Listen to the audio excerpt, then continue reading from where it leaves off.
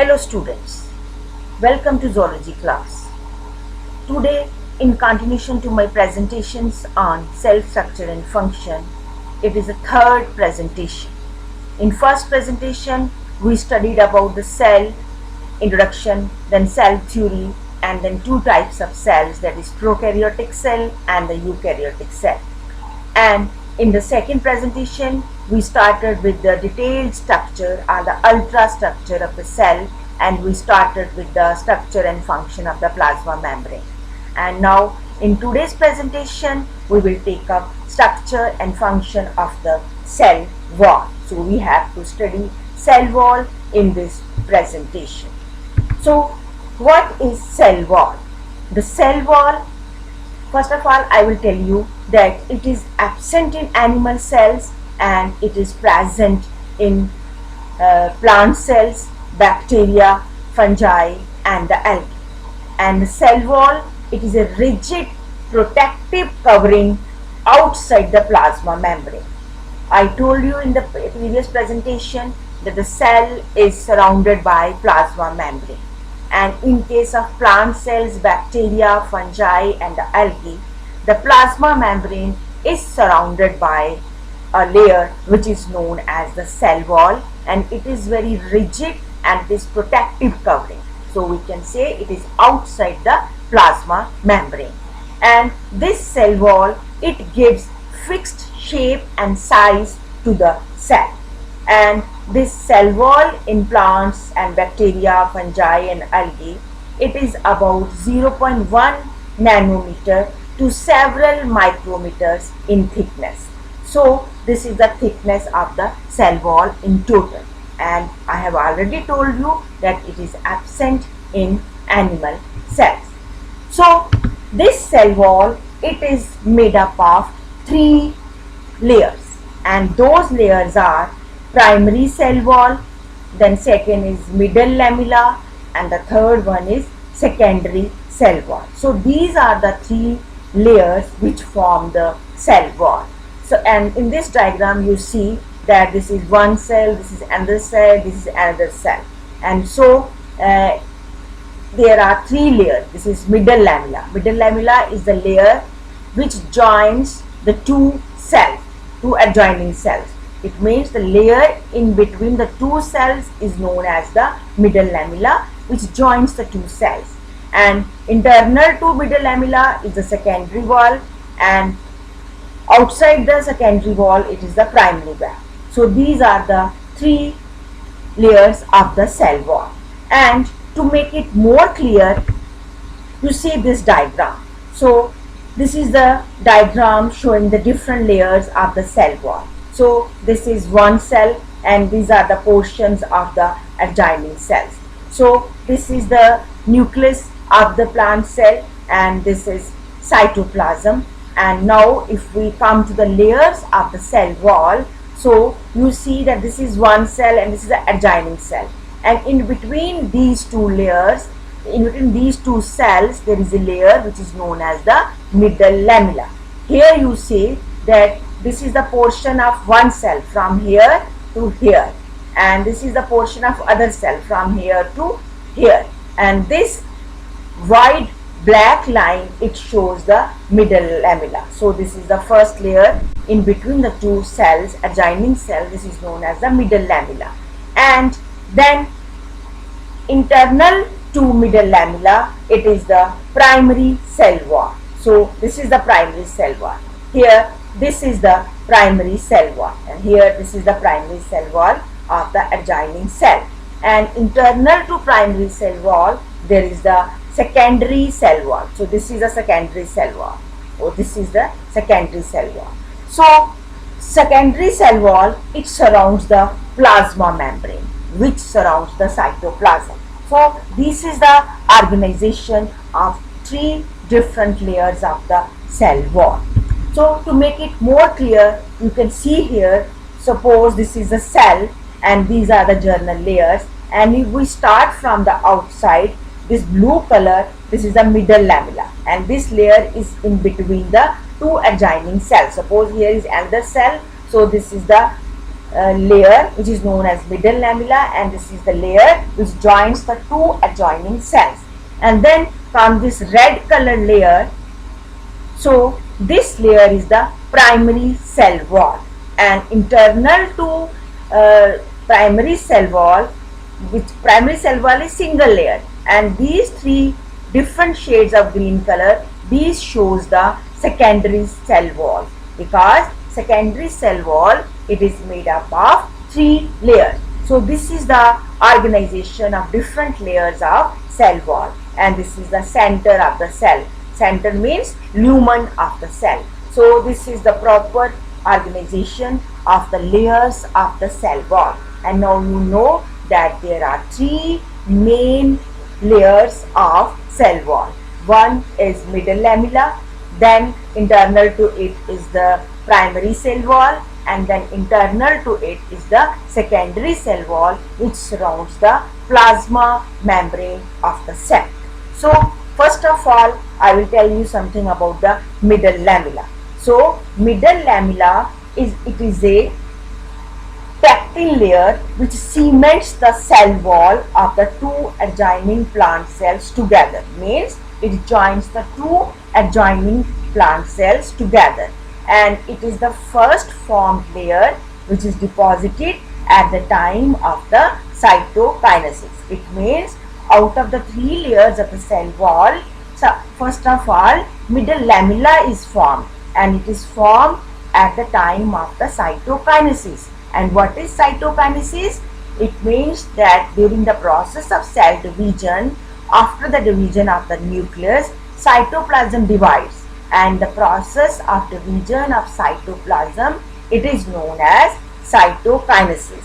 And at the time of cytokinesis, this middle lamella, it is formed, and the cell plate which is formed during the cell division, it develops into middle lamella. It means the cell plate forms the middle lamella. Then in plants, the pectins form the unified and the continuous layer between the adjacent cells or the adjoining cells. And this middle lamella, it is made up of calcium and magnesium peptides. So this is all about the middle lamella. Now internal to middle lamella comes the primary cell wall. So primary cell wall, it is laid inner to middle lamella, and it is formed in young growing cells, and it is capable of extension.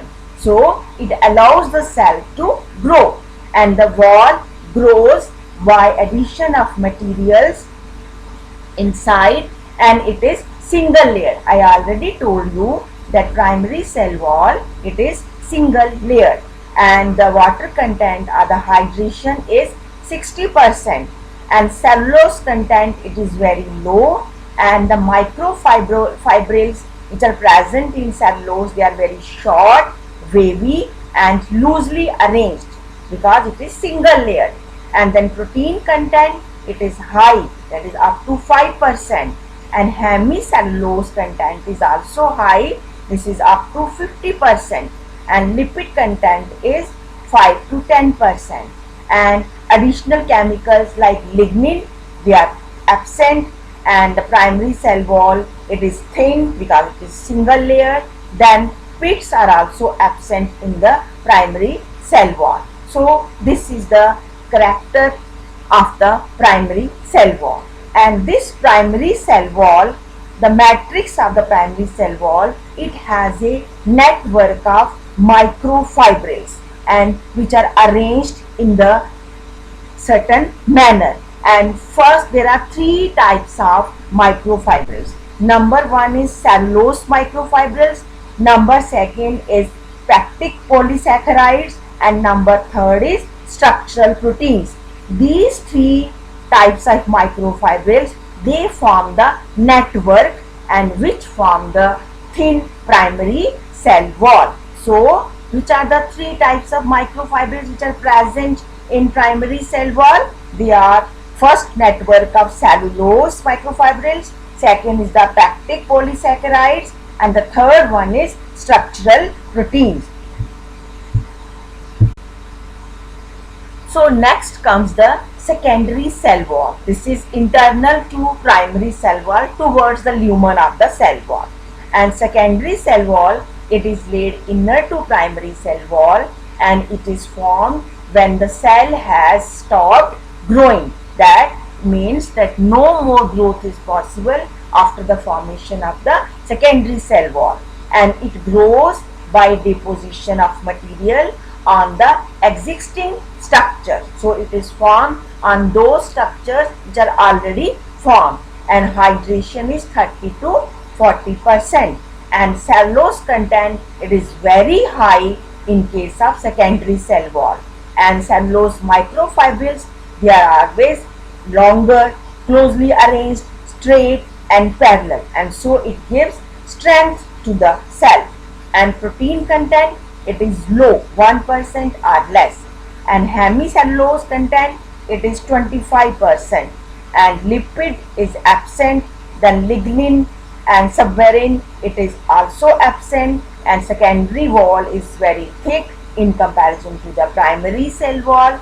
And pits, they occur in secondary cell wall, and pits were absent in the primary cell wall. So this is the innermost layer of the primary cell wall, and it consists of at least 3 layers of microfibrils laid down one after the other in a gel-like matrix. As I have already shown you in the diagram, that secondary cell wall, it has 3 layers. So this is about the 3 layers of the cell wall. So this is the structure and the layers of the cell wall. So next comes the plasmodesmata. What is plasmodesmata? The cell wall, it does not form a continuous layer, and it is interrupted by minute pores, and those pores are known as plasmodesmata, and these are the living connections between the neighboring plant cells.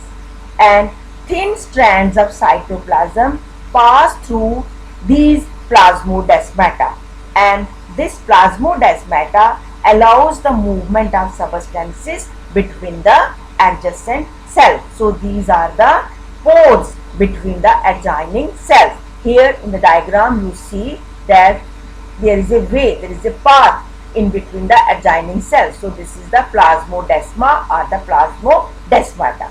So there are 2 types of cytoplasm which are present in this portion. One is the symplasm. Symplasm is shown in blue line. So this is the symplasm. So symplasm refers to the living matter and cytoplasm that forms continuity between the 2 cells light in a plasmodesmata. So this shows the continuity of the cytoplasm in between the 2 adjoining cells, and this is the symplasm. So here with blue line, symplastic pathway is shown through the cytoplasm. Then the second comes the apoplasm. Apoplasm refers to the non-living matter in the intercellular space between the cells.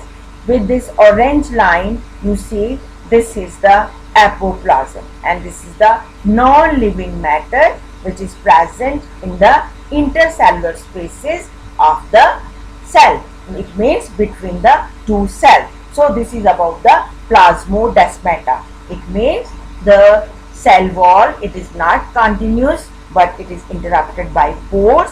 That pores, those pores, they are known as the plasmodesmata. So this is about the plasmodesmata, and this is all about the structure of the cell wall. Next come the functions of cell wall. So what is the function of the cell wall? Cell wall determines the morphology, growth and development of the plant cells. Now cell wall protects the protoplasm from invasion by viral, bacterial and the fungal pathogens. And the third function of the cell wall is that the cell wall is a rigid structure, and so it helps the plant in withstanding the gravitational forces. So the cell wall, it gives mechanical strength to the cell and to the plant as a whole. And then cell wall is involved in the transport of materials and metabolites into and out of the cell. And then the cell wall withstands the turgor pressure which develops within the cells due to high osmotic pressures. So it helps to control the cell growth and shape, and it prevents the osmotic bursting of the cell. So these are the some of the functions of cell wall. So this is for today. So today we have studied about the structure and function of the cell wall. So what we have studied, that the cell wall, it gives rigidity, shape to the cell wall, to the cell, and it is present in plant cells, bacteria, fungi and algae, and it is absent in animal cells. And cell wall is of 3 layers. First one is the middle lamella, which joins the 2 adjoining cells. Inner to the middle lamella is present the primary cell wall. Then there is secondary cell wall, which surrounds the plasma membrane, and plasma membrane surrounds the cytoplasm.